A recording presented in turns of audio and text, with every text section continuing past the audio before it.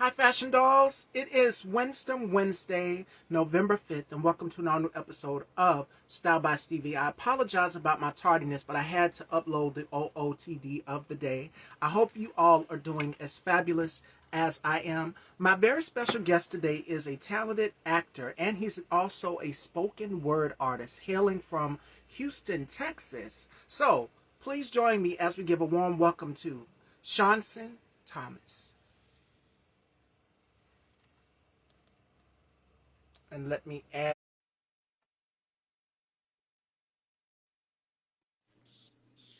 Hello. Hello. Hello, hello. How you doing Hello. How you today? doing today? I'm doing wonderful. Welcome to the dollhouse. It's such a pleasure to have you here. Thank you for having me. Thank you so much. It's a pleasure to be here. Yes, I see you. Hey, Kimani. Hey, girl. Shout outs to my brother, K Tukes, host of the K Tukes Spot. Make sure you guys please go and check him out. We have a collab coming up in the new year, so you guys stay tuned for that. But to you, Shanson, how has 2025 been for you so far? 2025. Oh, it's been, I think just with anything, it's been a journey. But I can't complain. It's all just adding to the story of Shanson. So, I've been able to, I will say I've been blessed to just really, utilize all of my gifts doing, film, um, also stage plays as well as doing poetry. So I've been staying pretty busy on that aspect. So I'm thankful. I can say that I'm thankful for this year. Thank you. Thank you, girl. You look too good, Stevie. Thank you. Thank you. Again, I was telling Terrence this yesterday. I'm a chameleon. You don't know what you're going to get with me. I'm always changing up. So, a very special thank you to my glam team here at Style by Stevie for making sure that I'm right. Melanie Nalama Bridger, she is the GOAT and has been with me since the beginning, since day one. So, a very special thank you to her. But back to you, Shanson. Yeah, because I know y'all love the glam. Thank you.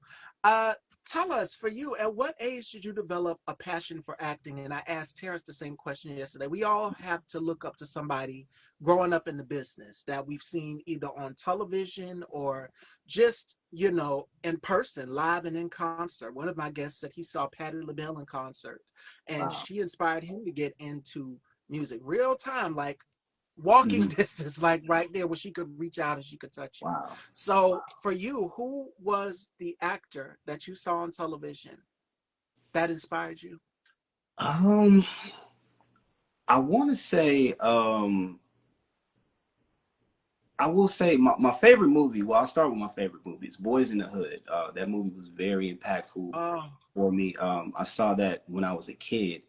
And it's really two actors. It was Lawrence Fishburne as Furious Styles. His whole character in that movie just kind of really shaped me as a person. Because I always joke about it, but I was like, that movie's the reason why I never joined the military. Because there's a speech that he has while he was talking to, I believe it was like Trey and forgot who else. I guess some of his friends, but was just telling them, just how, like, just telling them about the military, how it's like no place for a black man, that type of deal. Which, as an adult now, like, there's a little pushback with that. Military can be beneficial. So it's no disrespect to anybody that's, in the military or anything of that nature. But I think I just remember as a kid though, just hearing that, I was just like, man, that is, you know, it was just kind of polarizing. And just his character in that movie was just like, he was very, I don't even know how to describe it. I just know that was just it's still one of my favorite movies. So I would say that's probably where it started, though. I think just being impacted by that film. I'm actually a big Ice Cube fan, as far as his films. Um, because of just the things that he's done, starting his own company and just transitioning from a rapper to this like big, film production company and all of that. So I think that's just so those were pretty much the two that have like inspired me over the years.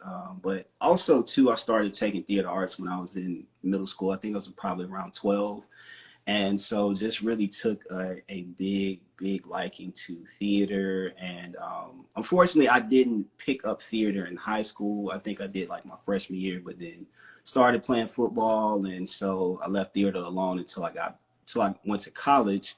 I wish someone would have told me that, hey, you don't have the size to be a football player. So I would have stuck with theater throughout my years. But now I picked it back up in college. I was doing a lot of stage plays in college. And then once I came back home to Houston, I didn't get back into acting until I want to say about maybe 3 to 4 years ago. So I had took a considerable amount of time off, but that acting bug just it kept calling me over the years, and so I found a way just to get back in, and so I've been just been hitting the ground running with it ever since. And you're from Houston, Texas, so I can't help but think of two big female artists that come from the Houston area where Hmm. you're at, and you already know who I'm Yes. gonna say, Beyonce, Hmm. and the Yes. other is Megan Thee Megan Stallion. Thee So they Stallion. both come from the Houston area. What my question for you is, what is in the water with the talent booming up there in the Houston, Texas area with so much talent coming out of Houston? I mean, Um, Destiny's Child to Beyonce to Meg Thee Stallion and so many others. And I think Bun B, if I'm not mistaken, correct me if I'm wrong, y'all. Let me well, know. technically he's from Houston. I believe he said he was born here, but he Yeah. grew up in Port Arthur, and then they once they got really popular, they moved back to Houston. But as far as Houston is just like a city. The culture it's got like a big hustle culture out here. Everybody's doing something, and it's a I always say like the art scene out here, like whether you're doing music, poetry, acting, this is a big city, but once you get into the arts, it feels kind of small because you're going to start seeing the same people no matter what art form you're in. So, but I think it's just really just that mentality, like people taking that hustle mentality and putting it towards their art forms, um, because once you do get on and you're gaining that traction, like so many people out here, like if we just even go back to the old Houston music scene, a lot of those guys were underground artists, but to us it was like, hey, these are the hottest music stars, which they really were, but they didn't have to really venture outside of Texas because Texas is pretty big and they could sell 1 million records without leaving the state. So that's how I think that mentality has just always been here, as far as like just the hustle, go get it. It's opportunities, and so and I think there's some collaboration here, but I think it's kind of ingrained in everybody. Like, hey, you got to go get it. You can't wait for anybody else. So it just I think it's just a drive that's embedded in people, or you just kind of learn it along the way once you start, trying to follow your path and everything, and you start seeing the roadblocks and the different obstacles, and it just creates a different drive. So I think everybody kind of goes through that gauntlet out here, and then the ones that make it through, they come out on top real big. Absolutely. So, since we're in the music realm, you're also a spoken word artist, and Hmm. I seen your piece on Juneteenth, and Oh so many wow. others. Like it literally went viral, and that's how I connected to you. I'm like, wow, he's literally, and it's a quote from Nina Simone that I absolutely Hmm. love that goes like this, and she says, "The job of the artist is to reflect the times." Like you're Hmm. writing from this experience as a black man and for black people, the collective of what we have been through. How important is it that we use our artistry to put out what we're feeling, our emotion, especially in the Hmm. climate that we're in now? It's very important because as artists, no matter whether if it's filmmaking, if you're an actor, if you're doing music, poetry, um, we are I consider that like as being a voice for the people because so many people out here are feeling the same way. Even if you're not black, going through this time, like, of course, just being black going through this time, we know how we all feel. And though we're not a monolith, but we all typically share a lot of the same struggles. But also, when you just look at the climate that we're in for everyone, it's not really a good time for everybody. But just the things that I do put out, as far as like it is from the Black perspective, but it's more so for education, because I talk to a lot of different people, and I'm more surprised by how much history a lot of people don't know, especially like when it comes to the Black community and the Oh things yeah. that we've had to go through. And you know, because we have a lot of um, stories from our ancestors. We have a lot of stories passed down from just, you know, our grandparents and our parents, and a lot of people aren't hearing these stories though, except for us, or they don't care to listen most of the time, because, you know, if you think about it, people are just, if they just follow the history that's taught in schools, they're not going to get the full scope of what we've been through. So I think it's just important to just continue to keep that going, because they're banning books. Um, they're trying to silence us at every possible way that they can. So I think it's important to just keep the stories alive, and who better to do it than the artists?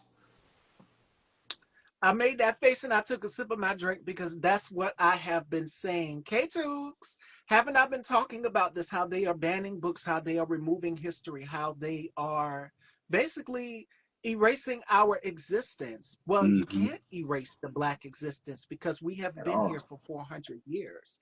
Our Yeah. stories are deeply ingrained in this country, from slavery to the civil rights movement to even the Jim Crow era. We've Mm-hmm. been through it all. You cannot erase that. At And all. even our white counterparts, will you go and you ask them, they will know the real true history. And they're just like, no, this isn't right. And as we're Mm-hmm. seeing the rollbacks on the Smithsonian Museum, as we're seeing the rollbacks of, they removed Harriet Tubman's hymn book, Shanson, out of the Smithsonian Museum. Oh wow. So from Martin Luther King's, anything that he had, to Obama's portrait, anything that he had, this regime is doing everything possible to erase Black history, and we are here to let you know that we're deeply ingrained in this country. If it's not Black people, then it's Native Americans, any Mm-hmm. marginalized group. You cannot erase that, and history has shown that for decades. Yes, that is true. That is true, and that's exactly why I do it. And the irony of I actually just completed a spoken word album that I'm planning to release sometime soon. But the irony of a few of the tracks that I have on there are poems that I wrote, I want to say about maybe 10 years ago, but they still are very relevant to the time that we're in now, which is so ironic. And that's the beautiful thing about art too, is like when you're able to create things that are timeless. That's why I love just creating, because um, you can't really put a timestamp on it most of the time. And some of the things that we do talk about is going to be relevant for, you know, years to come.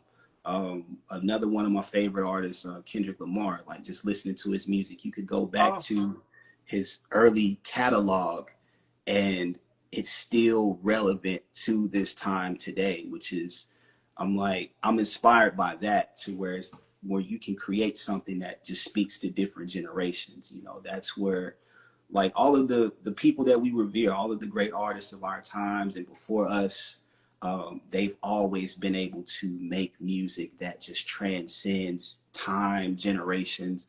I remember yeah. seeing a post about Michael Jackson. They were talking about like how every little kid goes through this Michael Jackson phase.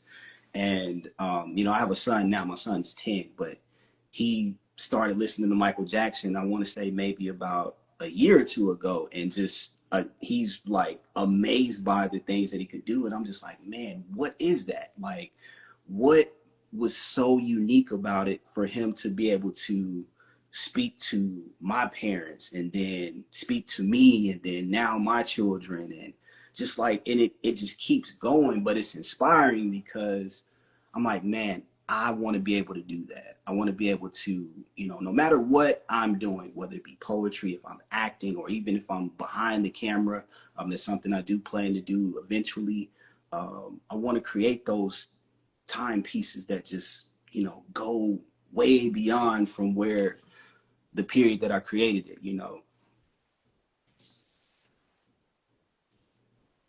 And these artists that you've named, from Kendrick Lamar to Michael Jackson, and I can even go even further, Aretha Franklin, may God Yeah. rest her soul as well. Mm-hmm. These artists have spoken about things that we have encountered as Black people. And Mm-hmm. it's like their music, their legacy. Phyllis Hyman as well too. I remember watching an interview with her, and then it was Tupac Mm-hmm. as well too. Tupac was also ahead of his time. But for Yes. Phyllis Hyman, she said one key thing that stood with me, and you guys can go out there and find that interview, where she said, I want my team to be Black. Mm-hmm. I'm going to make sure that you're hiring Black people to work on your team. That is key and crucial. And she was very adamant about that. May God rest her soul. Yeah. So everything that she was saying now, even from experiencing racism as a Black woman, Mm-hmm. I mean, you could relate to it because we've seen the story of Billie Holiday. We've Yeah. seen the story of so many, Josephine Baker, and the racism that she's had to encounter. Mm-hmm. So it's prevalent that these artists that we're going back in time, even Kendrick as well too, is just like spot on with it. Checkmate.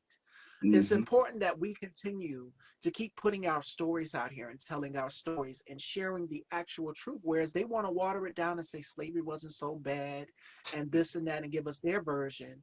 Uh, we're Mm-hmm. going to tell you the actual truth from our experience of what we've encountered for 400 years. Because, as Shanson said, our ancestors know this. Our great grandmothers, my grandmother is 81 years old and she's still alive and living. And around the time that she was out, she knows about the Jim Crow era and having to pick Mm-hmm. cotton. She knows all about that. Keep in mind, I'm in the red state of South Carolina, and I've Mm-hmm. told y'all the story of when the Klansmen did a meeting right there, smack dab boldly in front of the courthouse, and Wow. the police had to protect the people so that the Klansmen could not get to the people.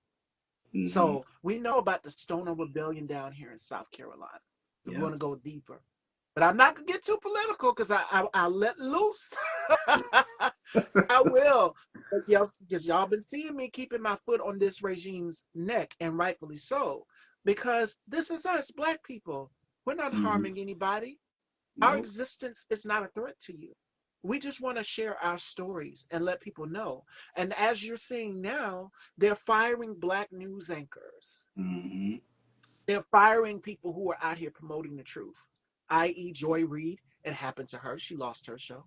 So it's important that we keep preserving Black creatives, Black Mm-hmm. storytellers, Right. Black artists, Black producers. And that's what I was talking with Terrence about yesterday. We were talking about the Oscars. And I'm Mm-hmm. pretty sure you've seen the conversations surrounding the Oscars, Shanson. Yes. And Terrence said, well, I told him they only put two Black actresses in maybe one of these categories, Black actors and or actresses in the category at the Oscars. And it'll probably be, you guys can go back and check out the replays up. Nicole Kidman, Reese Witherspoon, and somebody like Sandra Bullock, and they maybe put, let's say, Viola Davis or Kerry Washington in that category. And nine times out of 10, it's going to go to somebody like a Sandra Bullock or Jamie Lee Curtis. Yep. We already know. And maybe one Black actor might get that award. And one of my guests, she made an excellent point when she was here, Rashida Randall. She said Mm-hmm. Morris Chestnut just now getting his first invite to the Oscars. This man is, He's been in the game for him and over Denzel 10 were like years. running toe to toe. Like, Mm-hmm. he should have been got his invite to the Oscars, and let alone receive an Oscar. Mm-hmm. Not just him, but Angela Bassett. That was a big deal for us. Yes. So we have to be the representation that we want to see. Where Jamie Foxx said it best, whereas they are trying to erase us, we ain't gonna do nothing but go back and try to make some more history. We're going to Mm-hmm. keep preserving it. So you can try to erase us and say, oh, well, it's a DEI, it's a this, it's a that. But Black stories are deeply ingrained in this country. We are the salt of this earth. We basically built this earth. Yep. So For you to deny our existence and deny our stories and your piece again on Juneteenth is one that's near and dear to me because I remember I did a show on Juneteenth and breaking down the history. And as a black woman who's still alive and living by the name of Opal Lee, look her Hmm. up, who is the mother of Juneteenth. Y'all know about Opal Lee. And it's Hmm. important that we preserve her legacy. She's still alive and live, able to walk and talk. Wow. So we have to make sure they made it a whole big thing where they said we don't want to do away with June. We want to do away with Juneteenth. So you want us to celebrate Christopher Columbus? That's a deep conversation. But again, I'm not gonna get into that today. I'm gonna save that for my colleague Tit for Tat This and That's platform, where y'all can really see me go off the way I want to. Hmm. But I will say this: we have to keep telling our stories Yeah. because they're pulling it out of the schools. Thank the Lord, I still got Black history books in my library down here in South Carolina. Yep. And me and my mom went over the weekend to my mom went to go run some copies, and they were giving out free books. One of the books I found surprisingly was on these black cowboys, and the other one was on the Constitution, breaking it down article section by section, word Hmm. to your own. Make sure you get your copy of the Constitution and Proclamation. Know your rights in these times. That is key and crucial. Be vigilant. It's head on swivel. Yes. Yes. But the other book was on the black cowboys. And Hmm. I can't remember the title of it. It's Freedom Something. And it had black cowboys on the cover. And when I saw that, I thought of you guys seen the film with Regina King and Hmm. Lakeith, I think it's Oh, Lakeith the harder they Stanfield, The fall. Harder They Fall. Y'all Yeah. seen it? Yes. And it's basically sharing real life, actual true stories. There were black cowboys out here. Hmm. They They were were the out first. here. Just They like were. with yeah, with country music. That was our music. Blues music, that's our music. So we have a problem. Yes, we have a problem when they start to steal our culture and call it their own and rewrite it as something else. So it's important that we preserve that, the actual truth, so Hmm. that our people know. Because as Shanson just said, some of our people are not aware. Some of our people are not aware. And I'm going to say this. I don't know if you guys know this, a little black history for you. Jackie Kennedy, who I think is one of the most stylish first ladies, along with Michelle Obama. By the way, I purchased Michelle Obama's book, The Look, today. So I'm looking forward to that, to seeing all of her historical fashions throughout the years when she was in the White House. But did y'all know that a black woman designed Jackie Kennedy's gown? Oh Her name no. was Ann Lowe, Lowe. Yes, a black woman. Then didn't even give her her name. They called us, what did they call us back in the day? They called us colors. Hmm. So that's how far back we talking. We talking Jim Crow. Separate water fountains, separate bathrooms. She was a Hmm. colored woman. She wasn't Ann Lowe. She was a colored woman. A colored woman designed my gown. So Wow. look her up. It's important that we know our history. It's important that we preserve it. Yeah. Because whereas they're trying to erase and put Christopher Columbus and General Rob, what's his name, Robert E. Robert Lee, E. Lee. these warmongers, draft dodgers, all of that, make sure that you are telling the actual truth of our stories. So Mm. we know about Madam C.J. Walker. We know about, and then come to find out, Madam C.J. Walker wasn't the person who started the business. It was actually a man who did it for her. Yeah, so we got to know these things. We Yeah. got to know these things. But she is in history. Madam C.J. Walker is in history. They taught us about Malcolm X, of course, Martin Luther King Jr. They taught us about who's another, Queen Latifah, Beyonce. I mean, Will Smith. We know those, but it's Hmm. other historical figures out here too. Marcus Garvey, Fred Hampton, Huey P. Yes. Newton, Kathleen Cleaver. It's so many. Eldridge. It's Saying some so things. many of them out. Hmm. So you know about the Black Panther Revolution. We know about the Haitian Revolution. It's important we know these things. Go back and do your research because the knowledge is there while you can. And I would suggest you stock up on books because whereas they're pulling them off the shelves, like there was a story where a man literally checked out over 100 books, and some of those books were on Black history. Yep. When I found out that Maya Angelou, who's one of my favorite poets, One of her books, and along with Ruby Bridges, who's also historical and Black history as well too, she wrote a children's book. Her book was one of the banned books, and they pulled it off of the shelves Wow. because of this regime's orders. They don't want that in there. If it's LGBT, if it's black, if there's anything other than, we're going to pull it out and we're going to replace it with our version. Mm-hmm. The Confederate flag, General E. Lee. We're going to Yeah. put Christopher Columbus up here. And it's Those are sad. the type of people that we want to honor. We don't want to honor Martin Luther King or Barack Obama or any other historical figure. Harriet Tubman, who was supposed to be on the $20 bill, Mm-hmm. but that never happened. Nope.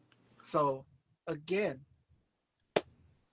that leads me to my next question, Shanson.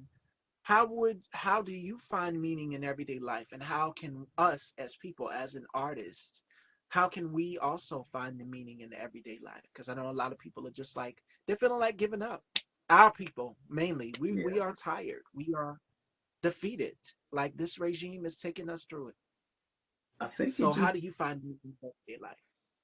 I think it just goes back to knowing history. The more I read history, even talking to my grandmother, she's what, 80, she's 81 as well. Matter of fact, she just turned 81 this year. But just sitting and listening to the things that she had to go through, things that she, like, I went to go vote yesterday, and me and my wife, we always take our children with us. But the reason why we do it is because when I was younger, like when I was still of age to vote, it was probably like maybe like my early 20s.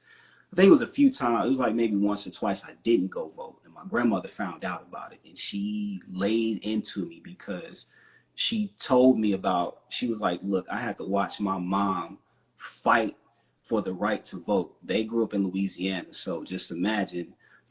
They go from Louisiana to Texas, which is no better.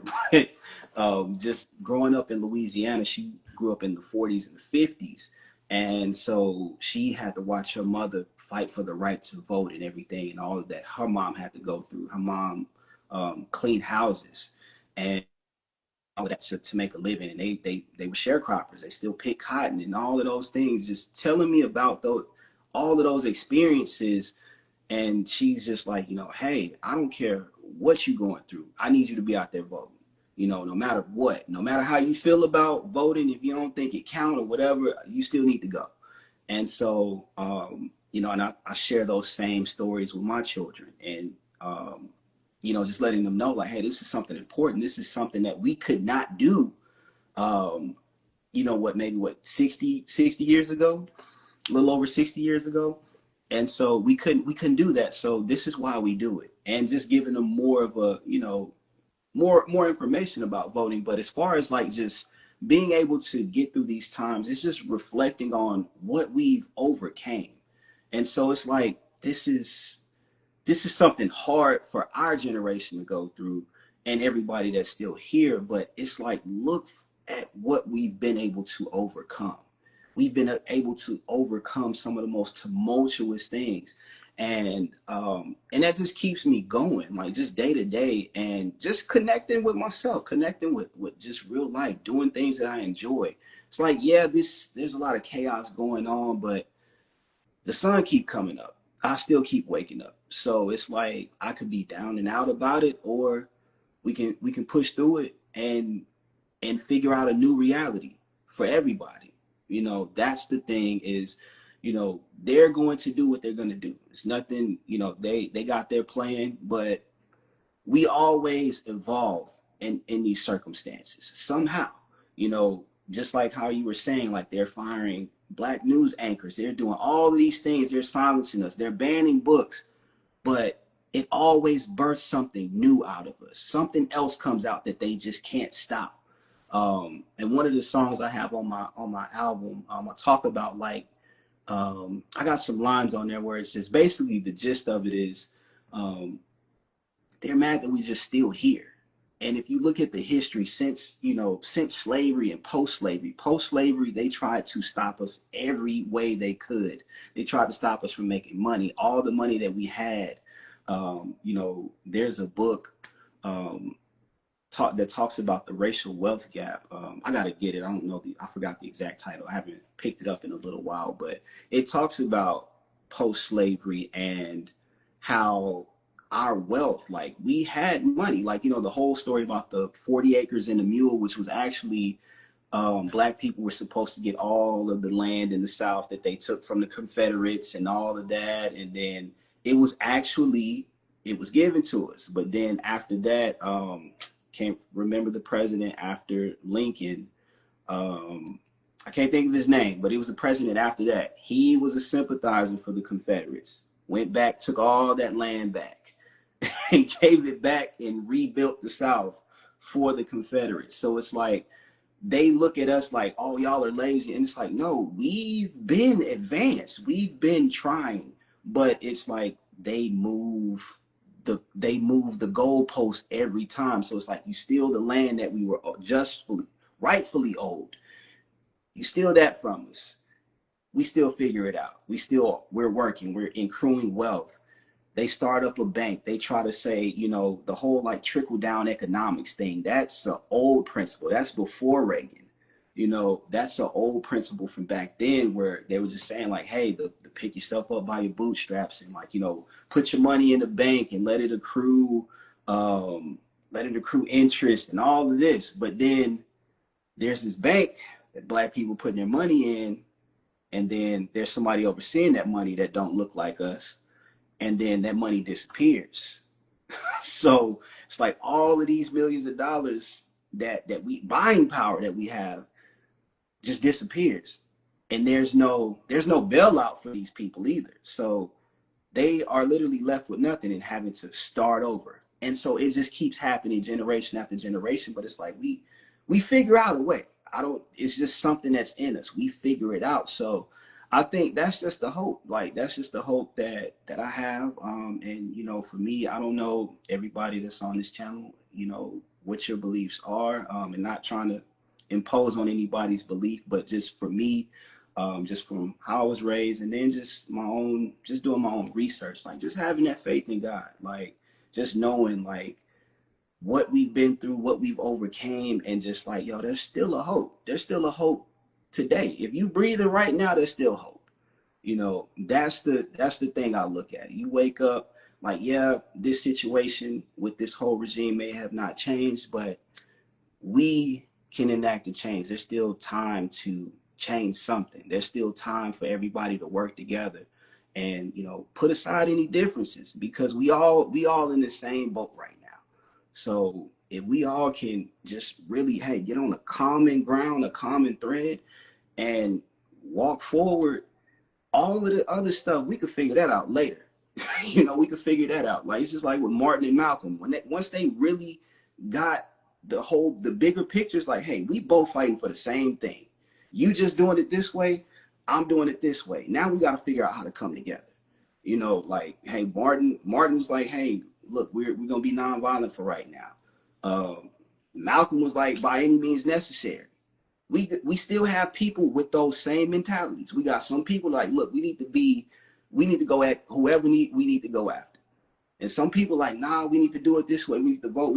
And it's like both ways are beneficial, but we got to figure out how to merge all of that and when to utilize all of that. Those are the things that I think about. But yeah, I know I've created a long story to answer the question, but yeah, it's just knowing what we've been through, what we've overcame, and it's like, man, why sit and just soak in the now if we know that, if you know what's in you, if you know what's running through your veins, it's no need to soak. It's no need to, it's like, yeah, we're feeling real feelings. I'm not saying don't feel how you feel, but don't let it lead to hopelessness. Don't let it lead to that. Like, we wake up every day, and, like I said, if you still got breath in your lungs and life in your body, that's more than enough reason to keep going, you know. So yeah. Absolutely. And to anybody out here who's feeling defeated, who's feeling depleted or empty, just know that you are allowed to feel those feelings. Your Yeah. feelings are valid and you're not alone because there are other people who are feeling those different emotions along with you as well too. Hmm. That are feeling anger, that are feeling rage, that are feeling depression. And I know me and my mom, we have these type of conversations. Some days she's down, some days she's up. And I Hmm. have to be there to support her, not just her, but others. I get so many messages from people when, even when this regime got sworn in office, Miss Stevie, what are we going to do? What are we going Mm. to do? You keep living your life. You keep existing. You keep talking about it. And community is more important than ever. So as long as you're surrounded by a good community of people who you can reach out to, I know mine is very slim to none, but you don't really need a very big community behind you. Hmm. But it would be good. And then as far as uniting, some of them are not interested. I'm gonna say this: racism is expensive. Racism is expensive because pretty soon you're going to have to learn to work with other people who don't look like you, who don't love Hmm. like you, who don't pray like you. God didn't intend for this world to just be all white. God Hmm. said, let me add a little bit of this, let me add a little bit of this, and this, and this. That's the beauty of this country, is that we are all different. It would be boring if we were all the same. Everybody's style, culture, lingo, uh, language, everything is different. So that's what God wanted. He didn't want us all to be the same. Have y'all seen those little black and white? If you're down here in South Carolina, yeah, I don't know the name of the bird. I'm not a um a bird watcher, but it's these little birds that have the little almost white silver part right here on their chest, and they're like a charcoal gray color. You guys Hmm. have seen those birds. They all look the same. We don't want to be those birds. There's different uh, breeds of birds out here. You know, some you're gonna have one that's a peacock. You're gonna have one that's a toucan. You're gonna have that's a golden crescent finch. I mean, God didn't want all of the birds to be the same. He said, you know what? Let me go over here and add different colors to it. And you see it in nature.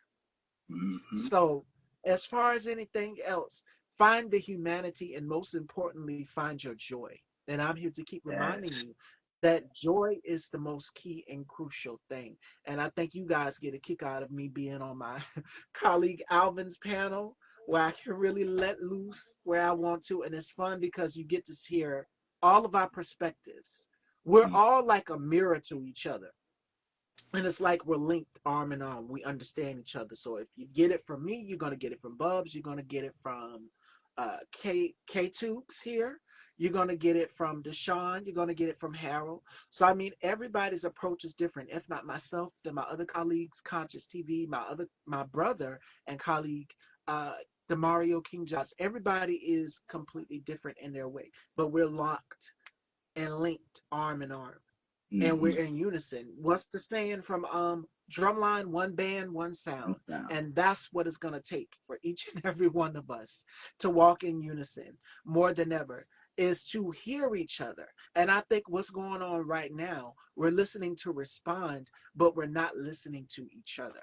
The other side. Black people, we understood the assignment. Yes. We understood wholeheartedly the assignment. We know what this regime was all about. We did have some people, however, go and vote for this regime in our community, and that's heartbreaking. But it's just like at the end of the day, it will accomplish nothing. We're going to have to work together sooner or Hmm. later. So find yourself a neighbor in that person. And that was going to be my next, that leads me to my next question that I wanted to ask you, Shanson, which is, what do you believe is humanity's greatest strength? What's humanity's greatest strength? Working together. Um, Working Yeah, together. I unison. think it's like the saying goes, the strength in numbers. But I think once people start realizing the power that we actually have in this country, um, then things will change. But a lot of people they don't realize what we can actually do. It's like we just looking at Target, just a few months of not shopping at Target. we're seeing what what that does. So that's And just like, Walmart and all of yeah. these other stores. That's because the power of us working together. And a lot of people are putting in the air general strike. I think right about now would be great, but that's another conversation for another day. But it Mm, needs to be had yeah. because how we did this, how we boycotted, and how we worked together, that was all of us together as a unit. Hmm. So it's going to take a unit. It's going to take a village. You can't do it alone. Again, like I said, like and even my brother K Tukes in the comments just said it. Racism is expensive. So Very. you got to find the humanity in a person and stop discriminating against them based off of their sexuality, their Christian, their faith or Mm, belief, or their if anything. Find a neighbor in that person, and even the late Reverend Dr. Martin Luther King says it best, and you guys already know what the quote is, and that is to find the character in someone rather than to look at their ethnicity, because when I go out in the world, to them I'm a black woman. They won't see my humanity unless they sit and they talk with me and have a conversation with me. And some of them are not interested in having a conversation with us, but we can mm, fix our own influx in our community and work together. And that's what it's going to take is us having to work together and get to yeah, know your neighbor. And that's the beauty of humanity is that just part. sitting down how we're doing now and having these hard-hitting conversations Hmm. because you don't know someone until you actually sit and listen to their story, and it might can impact you, and you might find similarities. Like I didn't know Shonson's grandmother was the same age as my grandmother, 81. So you see that we have that in common. They're both the same age, and it's Mm, probably other things that we have in common, like using our artistry to help our people. And that yeah. was the same thing that Nina Simone was an advocate for, which Hmm. is using your artistry, using your music to inspire people and reflect the times that we're in. Hmm. And that's crucial. So, Very. Can I say one more thing? yes, I was gonna say, it's just kind of going back to the whole, the strength of humanity. I was gonna say too, don't be afraid to. Well, it kind of goes along with what you said as well, but don't be afraid to talk to people that don't believe the same things you do. Like for me, I've been in a lot of like customer service type jobs. One company in particular I worked for, I worked with a guy. He was a Trump supporter, but we had a lot of very interesting conversations, and um, I was able to see him as a person, and it's like I can understand why he would vote that way. Um, but I wouldn't like. I'll always say this: I don't believe all Trump supporters are racist, but there are a lot of racist Trump supporters, if that makes sense. Um, so I don't know if people believe that, but I think just from knowing this guy, this one particular guy, I worked with him every day. We talked and we, actually been to his house, like all of that. So it was like a very interesting dynamic as to why he would vote that way. But just the person, though, the person, he was a very interesting person. And we still kind of keep in touch till this day. So, um, as far as like political views goes, it's just like I still don't know what the allure to that, to this person is, but just as a person, I would say like, you know, I don't know how to like it's like I don't have any ill how to will reach towards them, it. how to reach Yeah, them, or what is the attraction? Well, yeah. I can say this about this a big blob, big orange blob that's an occupant of 1600 Pennsylvania Avenue. I think that his appeal is he speaks to what they can't say, the Yeah. underlying racism, Mm-hmm. the allure of follow me, I can do this for you, and then not follow through with the promise. He said he would lower grocery prices, and Mm-hmm. people won't eat, children won't eat, and he's Yeah. doing this intentionally because we know what files he's in. When we're not talking about the FBI files that comes on television or the X files with David Mm-hmm. Duchovny, we're not talking about that. We know which files he's in. So Yeah. he speaks to their bigotry, their hatred, their misogyny, Mm-hmm. their underlying transphobia, all of these things. That's their appeal to him. He they hate the people that he hates. But like you said, it is some out here that you can sit and have a conversation with, like, why would you vote for this? Why Mm-hmm. would you do this? Because you're voting against your own interest. And not just that, but you're also harming your family in the process. You're harming your family because you voted against their interest. Yeah. But if you can have one thing in common, the only thing that because I've had a conversation with one in the comments, and Mm-hmm. it wasn't really an argument. Well, most of the time I curse them out and I move on, block them and move on. But this one right here was a little bit different. We Mm-hmm. both agreed that South Carolina was a red state, and it is. Mm-hmm. And we thought it could flip blue. Someone said it could flip blue. I said, no, I think that South Carolina will remain red. And that was the only thing that we had an agreement on. So, Mm-hmm. yeah, I mean, you can find little things.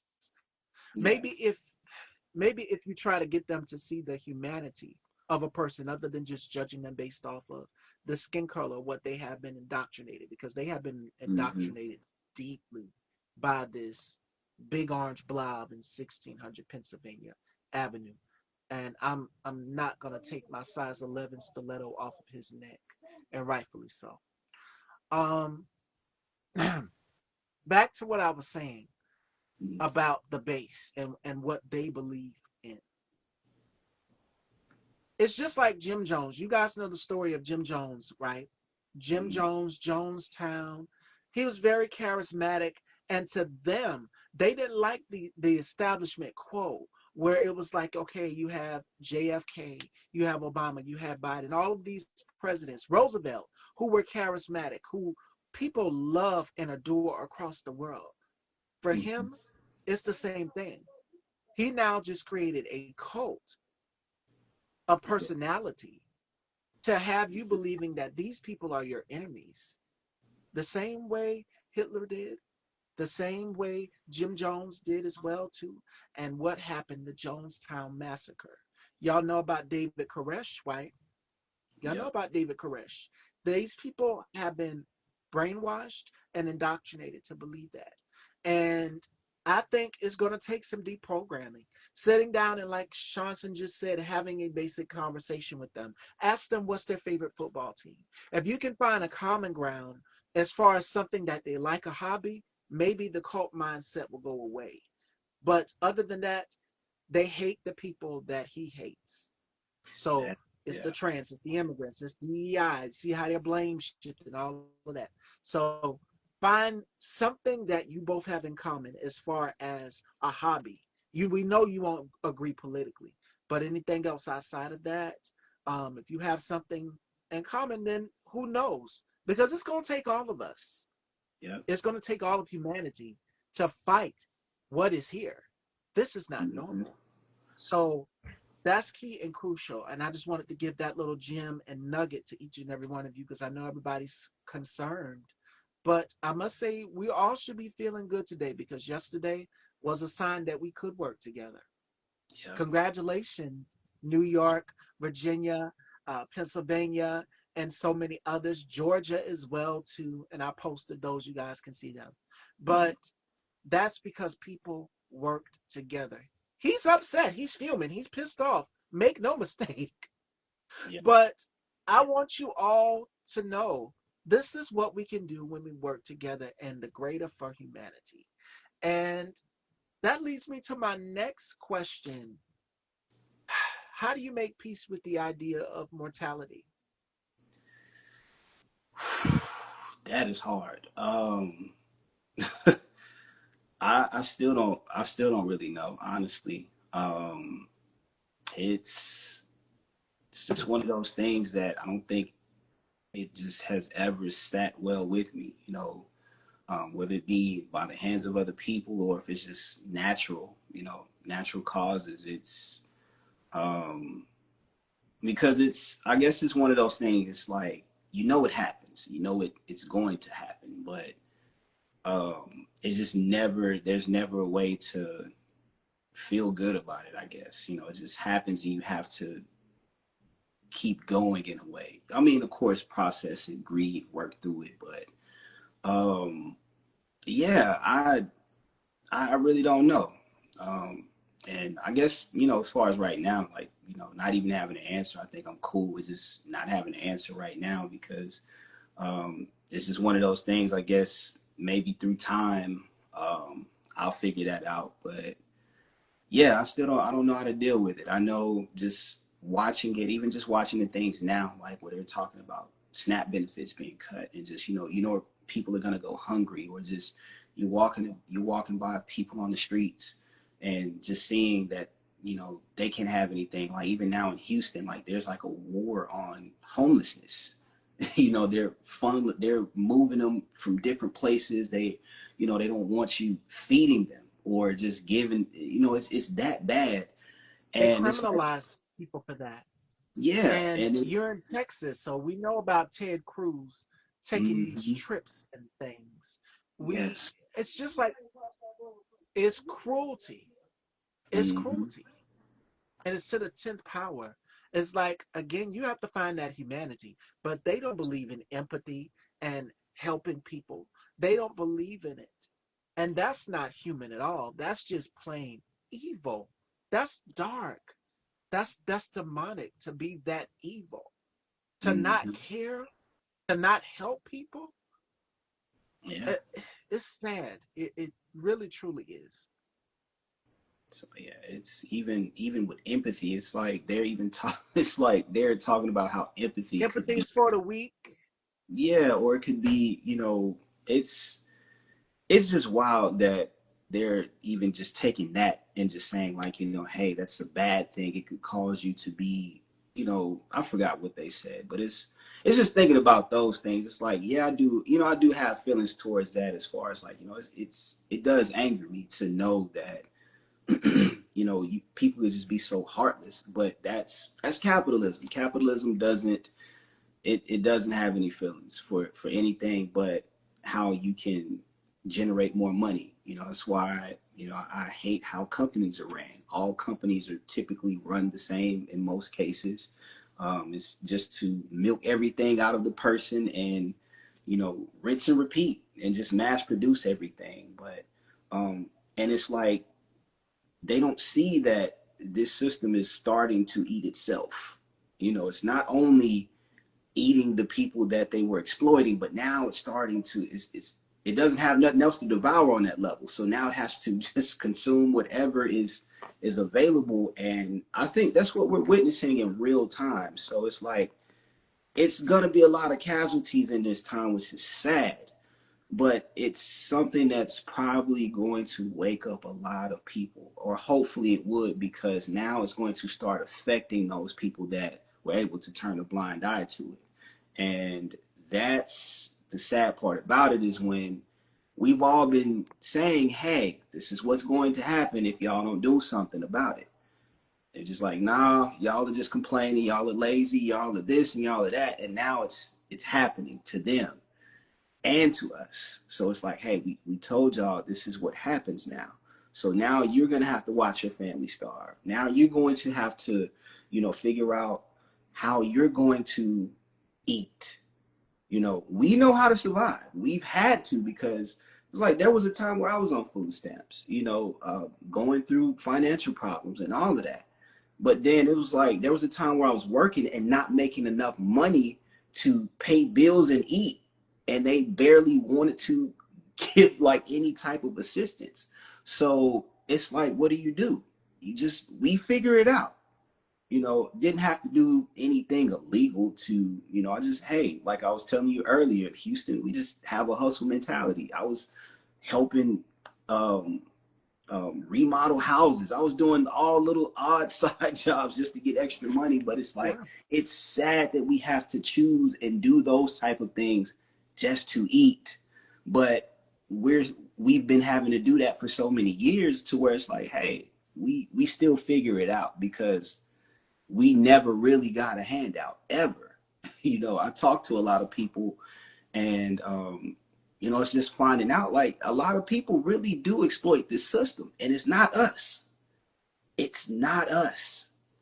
They hide their money. They pretend like they don't have any income, and that's a whole nother story. But that way they can get all of the government assistance that they don't need, but they get all the tax breaks. They get all of these different things, and it's cheating the system. But we face the blame for it because that's just to keep the eyes off of them, you know.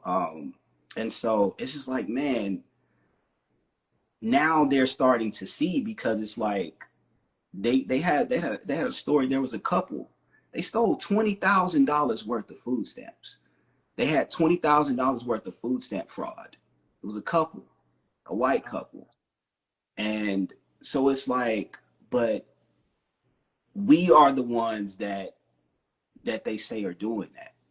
And it's like, and I mean, they're of course we know some people do take advantage of the system, but by and large, just being a person that needed government assistance and couldn't get it for a lot of the time, it's like, how are we taking advantage of the system when they're denying us more than they are approving anything? So, and then it's like we see these type of cases where it's like this couple is in the news for $20,000. That is insane. That is insane. right. But it's exposing what was there all along too. So it's like that's the beautiful part, is like, hey, it's exposing what's there, but the hurtful part is like so many people have to suffer now in order for that to even happen, which we could have avoided all of this. And 42 million Americans received SNAP benefits. And by this makes 36 days of this government being shut down. Uh, Workers are being furloughed, workers are Mm-hmm. being laid off, and lines at airports are crazy. Yep. So it is, you said capitalism is imperialism. You have oligarchs. Mm-hmm. The big tech bros, big tech companies, Meta, which we're on currently right now, Instagram, Facebook, owned by whom? Uh, Mark Zuckerberg. Yep. X, owned by whom? Elon Musk. Elon Musk and Peter Thiel both owned PayPal at one point in time. Mm-hmm. So they were working together. Jeff Bezos, Amazon, this year 30,000 workers laid off because they plan on replacing them with these robotic machines. Mm-hmm. So it's just like the economy is not doing what it's supposed to be doing. It's not booming the way it's supposed to be doing. What is it? The GDP, the deficit is through the roof because of everything that he's doing. Is impacting lots of people, and whereas they think that black people were the recipients of SNAP, no, it's some of his constituents also who were recipients of SNAP as well too. So they don't like the way he's handling the economy. 30% believes that he's handling the economy good, and then you have 52% who is saying no, he's not doing so good with it. So it's key and crucial that we keep this little nugget of hope. And what I mean by that is hopefully it, like Shanson just said, it can wake people up even more, and people have woken up. And yesterday the elections were a clear indication of that, because you had some of his voters who were interviewed and said, well, we don't like this Trump thing. It's dangerous. We've been tried to warn you and tell you. And Yep. there's repercussions for your actions. For anything that you do, any action that you do, there's going to be a repercussion for it. And this was a hard blow to each and every one of us. So prepare for what you can, do what you can.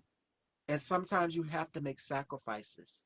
But we'll get through it as long as we, again, look at that keyword, humanity. You have to find the humanity in a person. And for those of you who are racist out here, sit back and think, why do I hate black people so much? That's a you issue, not an us issue. True. Sit back and have a conversation with yourself and say, why do I hate black people so much? Mm-hmm. They're not so bad. If I sit down and have a conversation with us, we cool. For real, we cool as cucumbers. Yep. But where Y'all stand is y'all believe everything that he said, which is blacks are lazy. He would prefer a short guy with yarmulke to count his money, took out a 5-page spread on 5 young black and Latino men. And then to have some of our people vote against their own interests is heartbreaking. Mm-hmm. So it's a poem by Maya Angelou, and she's performing it live, and it's called The Mask We Wear. And I suggest Mm-hmm. everybody go and listen to it.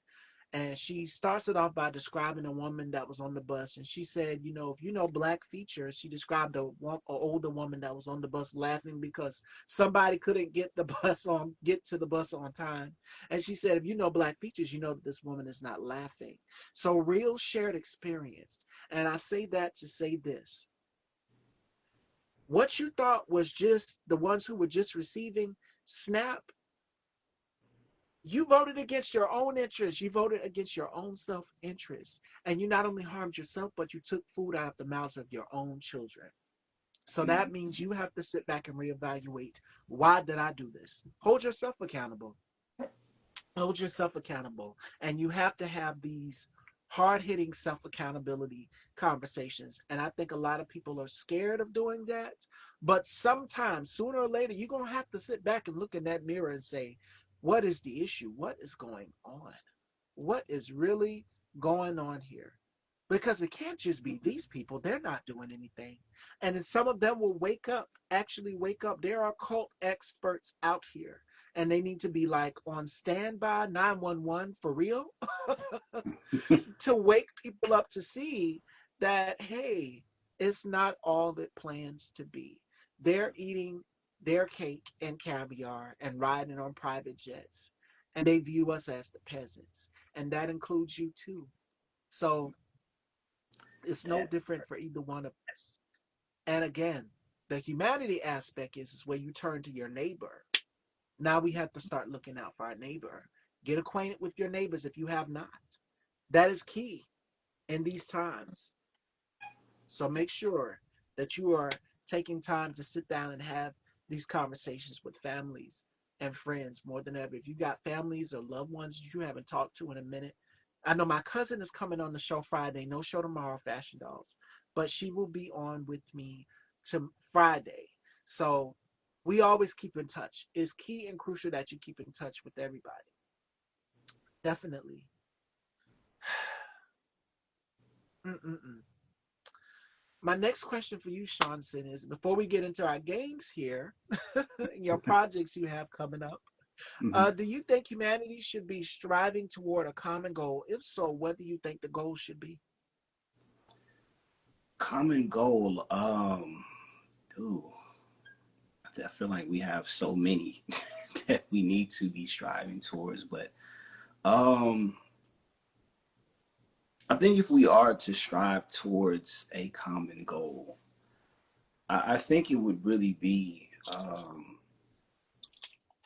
learning how to be as one. You know, kind of just what you were just saying is just really um, seeing seeing that yes, we all have so many different cultural backgrounds, but just if we're in this same place together, we need to learn how to move as one because the, this society does so much of like creating these teams and these sides to join and these it's like tribalism and it keeps everybody divided and it's like no we all have our own specific cultures, we all have our own specific beliefs, but if we all come together and have a common goal, we all can move forward and advance and we can share our experiences, our beliefs, our cultures, exchange all of those things in order to build something new,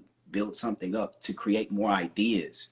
Um, I think that should be the common goal is just, that togetherness, that oneness, because we see what division does. We see what being on the left does. We see what being on the right does. And it's like, well, who's in the middle? Who's, I always tell people, it's like, I don't lean to the left or to the right. I'm leaning on what's right, what is right for everybody. Not just, it ain't always right over here. It ain't always right on this side either. but what is right for everybody? You know, there's some things that I don't agree with over here, some things I don't agree with over there, but you know, it's like, hey, I'm not just gonna say, well, hey, look, I can't listen to you because you just believe this. It's like, nah, we need to move towards this one common goal because again, we're in the same boat, but we're not steering the ship right now. We need to figure out how to steer the ship. And until we do that, it's gonna go wherever they want it to go. And so, yeah, I think that's the goal I think we should be working towards right now. Is just, hey, we gotta take these reins now, because it's been too long. But we keep getting fooled by our own delusions. I would say, it's like they're able to easily fool people with this whatever hope, whatever false hope these people want to believe in. And so until that, it's like, hey, we're gonna still ask that same question honestly. What should we be working towards? And it's like, well, hey, we gotta get out of this delusion first, and then look side to side, look to our neighbors, because people are gonna have to rely on their neighbors at some point. My grandma talks about that. Even growing up in the '90s, you could go to your neighbor's house to borrow some sugar. When's the last Yep. time anybody knocked on your door asking you for some sugar? you know, it's rare. You probably don't even see that. Um, for me, like I'm still a very communal type person. Like I like being around people. Like I know, I did know a few of my neighbors. We still know one of our neighbors. The neighbors that we did know, they moved away, and and the neighbors we have now, they're barely home, so we don't really see them. But yeah, it's just getting back to the just the real of life. Like, social media has taken away so many things of like Yep. just real in-person interaction. It's like, man, it's people that I know, and I'm like, man, I feel like I've seen y'all recently, but it's like, no, you've only seen them on social media. You haven't seen them in person in months.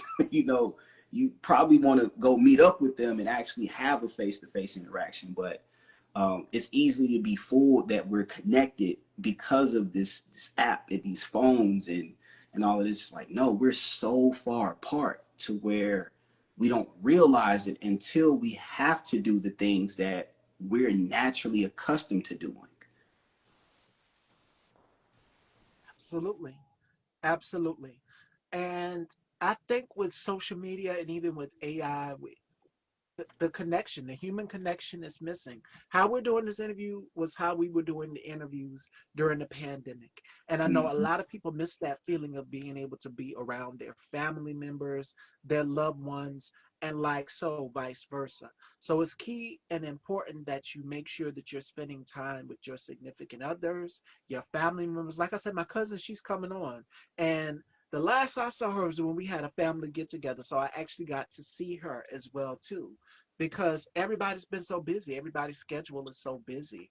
But I get to see her Friday. She's coming on the show, and this is her third appearance here. And she's co-owner of Style by Stevie. So it's always great. She texts me, we text, and I would say to anybody else, turn to your neighbor, look to your neighbor as well, also too, and find the humanity. Again, today's show is centered around humanity and finding a neighbor in someone. All right. So we're going to get to our games, and then we're going to find out what Shanson is up to next. He has some projects coming out pretty soon. So we'll be talking about that as well too. And then we will wrap with the final word of the day. So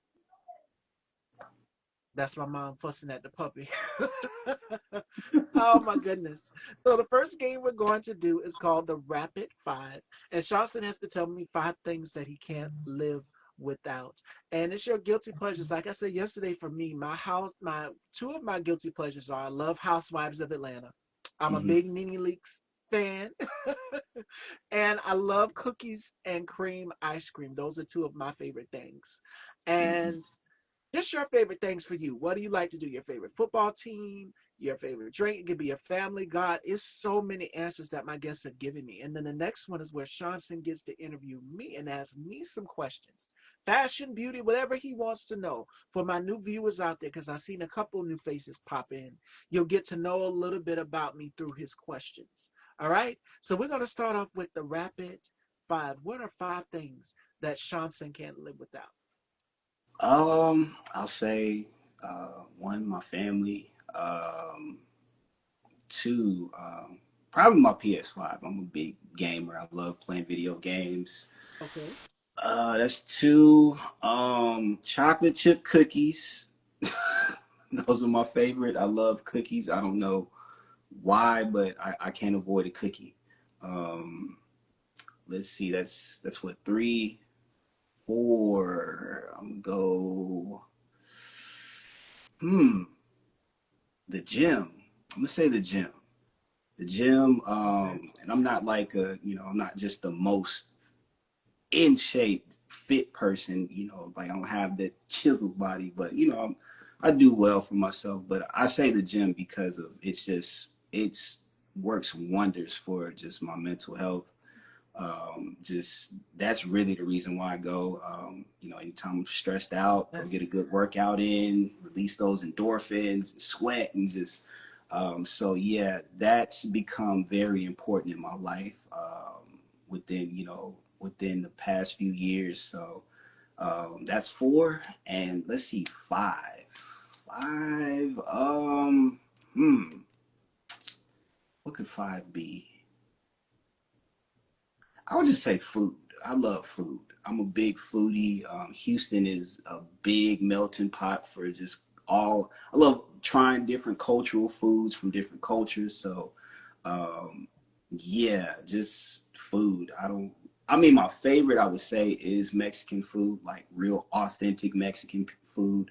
People think that Texas is only offering just like Tex-Mex. It's like no, you have to know where to go in Houston to go get the authentic like Mexican food and everything. Like literally, like there are places where it's like the grandma's in the back room like making the tortillas by hand. It's like a little oh yeah. old lady back there. Like those are the places I'm talking about. I'm not talking about like, we have like Chewy's and all these other little, chain restaurants, gringos and all of that. Like that's Tex-Mex. But I'm talking about like the little hole in the wall spots, like some of the best food you'll ever eat. And it's really like I always tell people, it's like Mexican food, it has like some similarities to soul food in certain aspects. So that's why it's one of my favorites. It reminds me a lot of soul food in a way.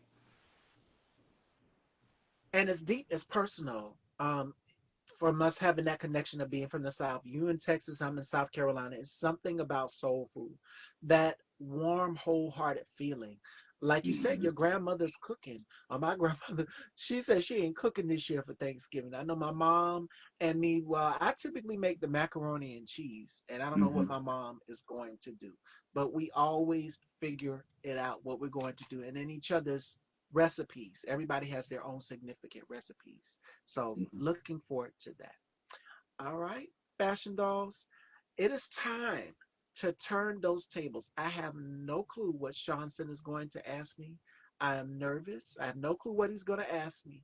So I'm going to pass the microphone on down to Shanson. He's going to ask me as many questions as he wants. For my new viewers out there, you'll get to know a little bit about me through his questioning. So Mm-hmm. take it away. Okay. First one. Who is your fashion influence? Ooh, it's so many. So I would have to say for me, Grace Jones.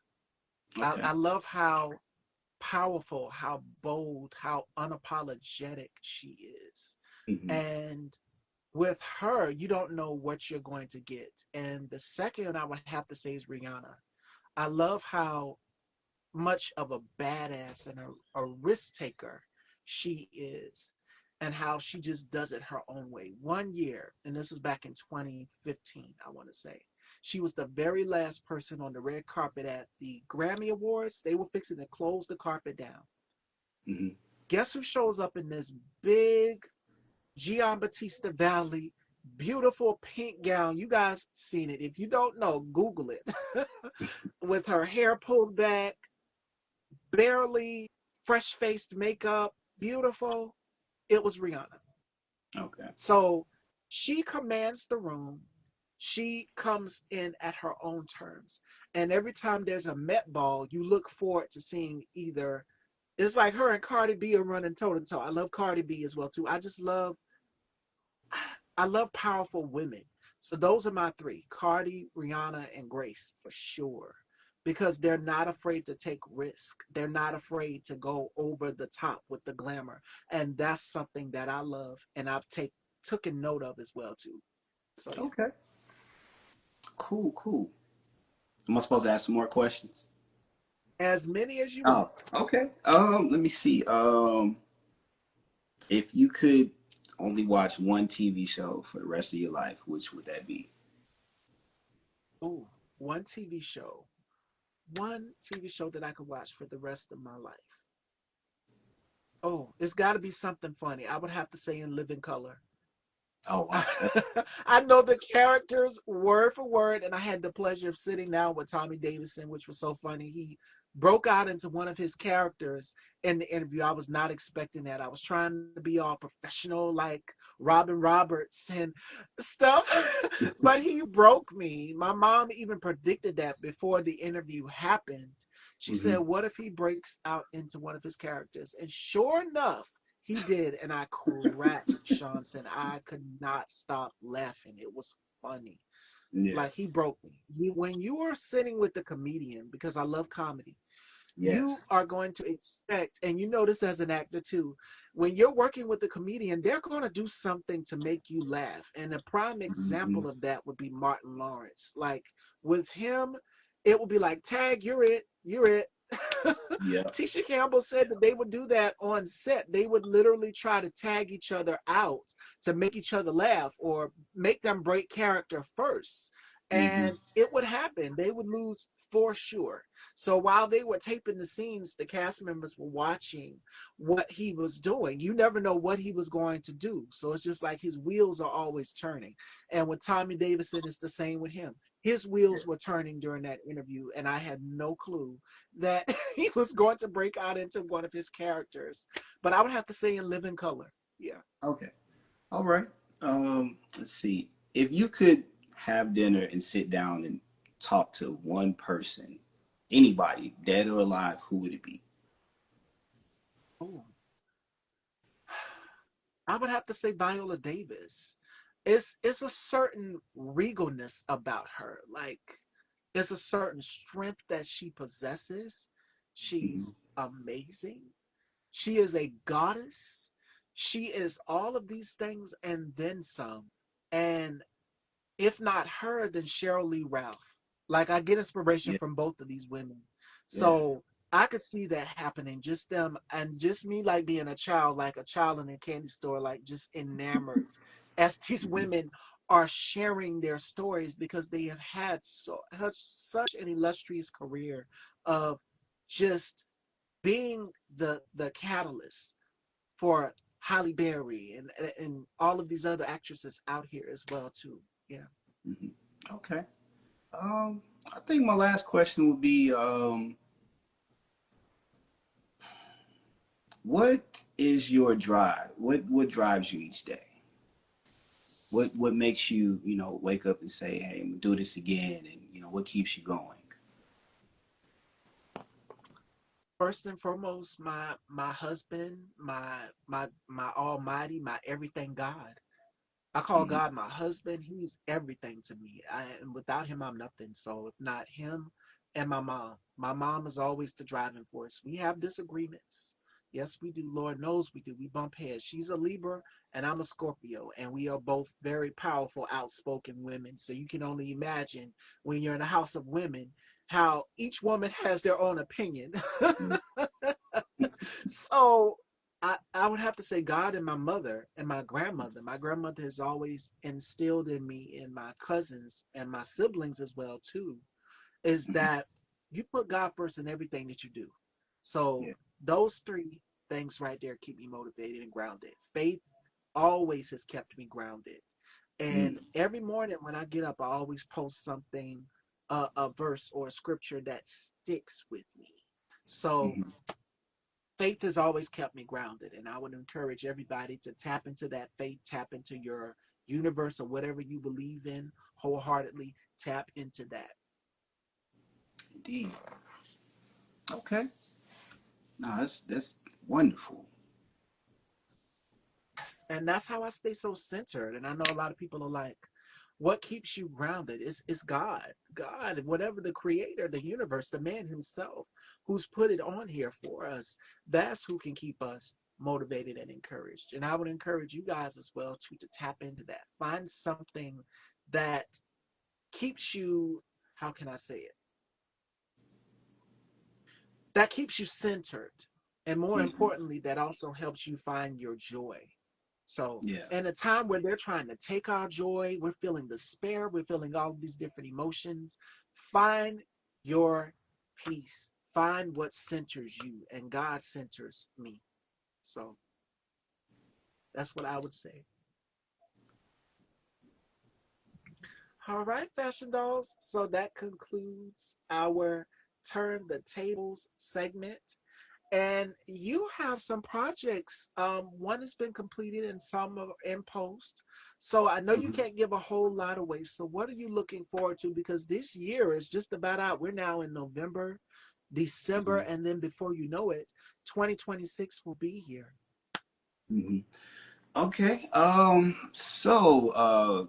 As I mentioned before, I've completed a spoken word album. It's entitled "Read Between the Lines." Mm, Um, I haven't came up with a release date yet. I'm gonna release probably like maybe one or two more singles before, and then but it'll more than likely be the first quarter of 2026 when I release that.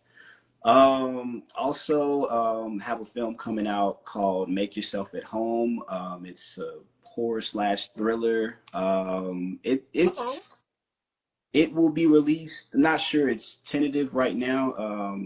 It's still kind of up in the air, but it will be released on like Tubi, Fox Soul, I think Hulu Plus. So it's going to be on a lot of different streaming platforms. But yeah, that film, it's one of the films that I was really, really proud of. It's a great film, by the way. So whenever it drops, please check it out. Please check it out.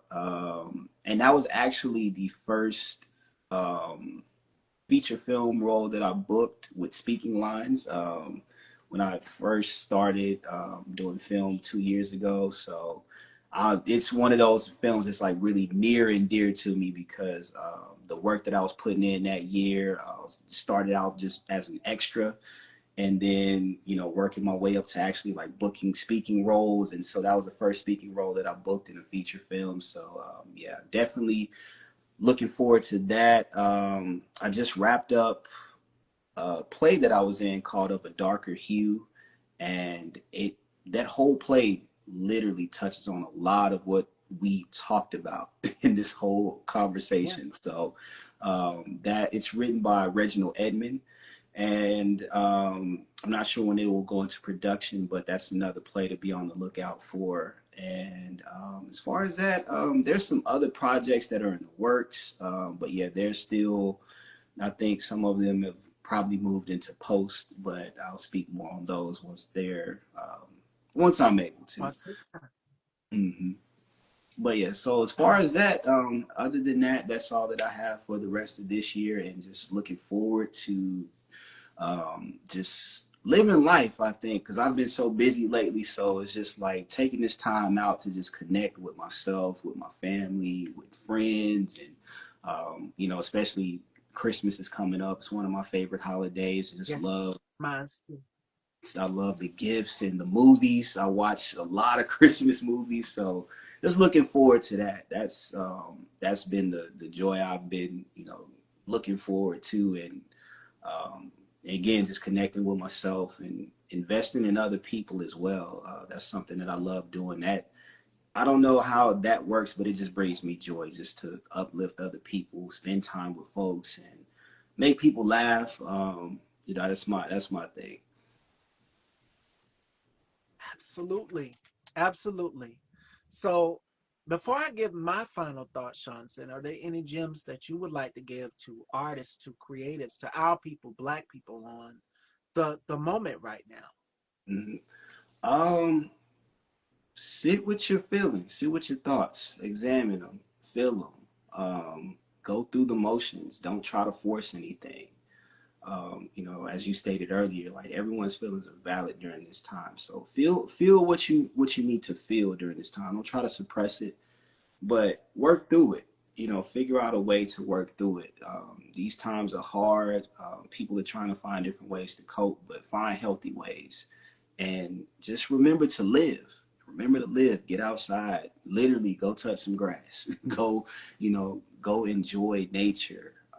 Find the things that you love. Like one of the things I've been doing since I've been in my 30s is just reconnecting with who I am and just finding the things. I had to just start reaching back to things that I enjoyed, whether it be old shows, old cartoons, music. I find myself listening to music from the early 2000s, just reconnecting with like just different versions of myself to like remember who I am and also seeing what I've become. So yeah, just and be give yourself grace. I think that's something that artists don't do enough of is giving ourselves grace to be imperfect, to be you may not even feel whole. Like it's okay to feel that way, but give Oh yeah. yourself grace to be in that space.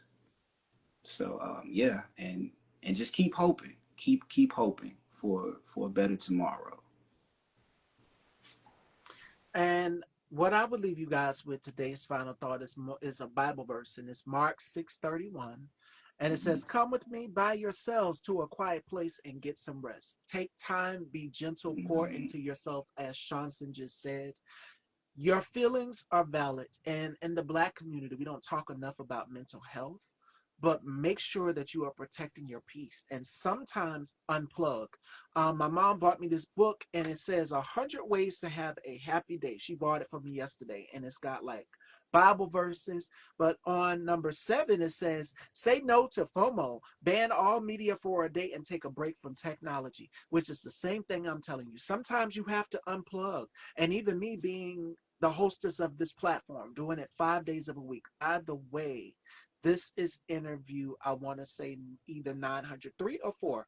Don't Wow. hold me to it. You guys will see it when it's uploaded to the Style by Stevie Daytime channel. Make sure you guys head on over, subscribe, and hit that bell so you'll be notified when new shows are posted. So stay tuned. But again, take that break if you need to. Take that mental break, and that's what I would encourage everyone to do. Our people, because we sweep our Black people, we have been programmed to sweep it up under the rug. Don't talk about it. No, talk about your mental health. If it's something that is bothering you, say it's okay to not be okay. And I want to encourage you guys to do that as well too. Don't hide your feelings in. Let it show. Let those tears flow and let it show. That is my motto. Don't hold it in because we have been taught to suppress it. And once we keep it all bottled up inside, it's like when you shake a soda bottle up. And we know that analogy. What happens? The soda sprays everywhere. So make sure that you are protecting your peace. Be gentle to yourself, Black brothers and sisters. And to my fashion dolls, I love y'all. And I will see y'all Friday. No show tomorrow, but you guys can catch up on the previous shows from this week if you missed any. I love you all. And Shanson, it was such a pleasure having you here. And I would love to Thank you so invite you much. back for my 20th season, which will be in 2026. And I'm looking forward to that. And I will send you the details. So, where can everyone follow you? Again, this was a refreshing conversation, and I hope both of our viewers took something from this. Yes, on all social media platforms, you can follow me at Shonson Thomas. That's Chynson Thomas. Yeah, if you just type in that name, you're only gonna see my face because nobody has that name. But yes, at Shonson Thomas on all social media. And I just want to say thank you so much, Stevie, for having me and inviting me into your space. This was phenomenal, and I thank you, and I do wish you much success with this platform as well. Thank you, and you too. And you keep, again, giving us art and life and breathing it. What's going on in the world? People need a voice that reflects the times that we're in, and we're both doing that in our own way. I'm not a poet by any means. I know green eggs and ham, Dr. Seuss. That's it. But you've covered it all. So again, keep being that voice for us, and I will Yeah. keep continuing to do it as well too, and say what you guys are thinking, your feelings, all of that. It is valid. So remember that, fashion dolls. And I will see y'all Friday with my cousin, my beautiful cousin Sherry. She is going to be in the building to talk about her beauty pageant. She won second place. So make sure you guys tune in for that. She will be joining me Friday. And we're going to catch up, of course. So family time, and you guys get to see it live and chime in. I love you all, and I will see you then. Till next time, Fashion Dolls, stay styled by Stevie. Take care.